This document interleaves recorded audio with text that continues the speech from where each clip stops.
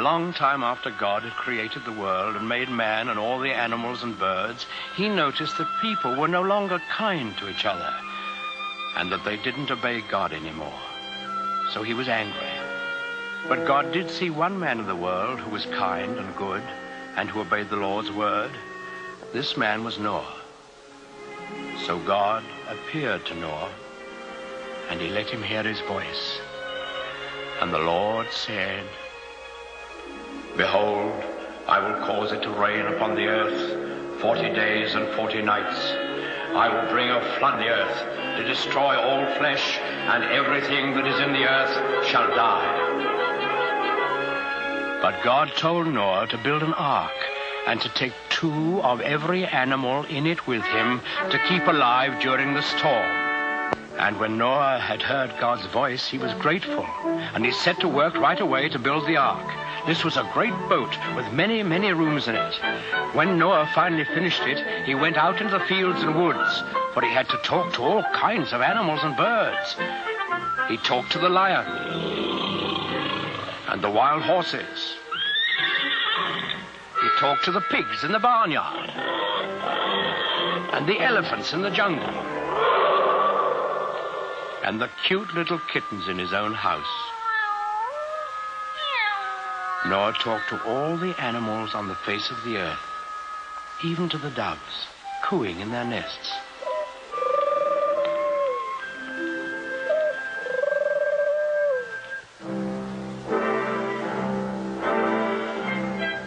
And Noah picked a mother and a father of each kind of animal and bird, and he told them to come to the ark.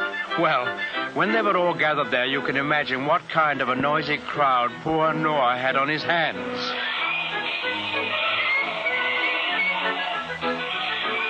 What with lions roaring and pigs squealing and monkeys chattering and hyenas laughing, well, it must have been noisier than a crowd of children on the annual Sunday school excursion. But Noah was wise and gentle, and he understood about animals, so he got them lined up in a long row, 2 by 2, and then he started them up and into the ark through the big door in the side. The bees were the last to go in, because bees have a stinger in their tails, and no animal wanted to get in line behind them. Noah stored food in the boat, and then saw that his wife and his sons and their wives were safely inside. Then he shut the big door behind him, and he bolted it. Then there was a flash of lightning, and the thunder roared as it never had before. Big black clouds hid the sun so that it was almost as dark as night. And out of those clouds came the greatest rain the world has ever known. It lasted for 40 days and 40 nights, as God had promised Noah. All the land was covered with water, and not a house or a living thing remained anywhere.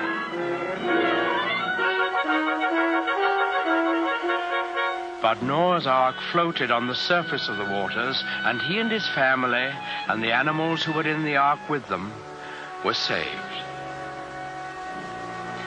On the 40th day, the rain stopped and the sun came out. The waters that had covered the earth began to flow back into the oceans and the rivers, and the ark came to rest on the peak of a mountain. But Noah wasn't quite sure that there was enough dry land for all his animals to live on. So he took one of the doves and let it fly out of the window. In a little while, it came back, and in its beak, the dove carried the branch of an olive tree. Noah knew that this must be a sign from God that he had restored quiet and peace to the world. So he opened the door of the ark, and he and his family and all the animals came out on the dry land, and they praised God and thanked him. Then the Lord appeared again to Noah. He promised him that he would never again send a flood to destroy the earth. And he sealed that promise with a beautiful symbol, which he set in the sky for all of us to see.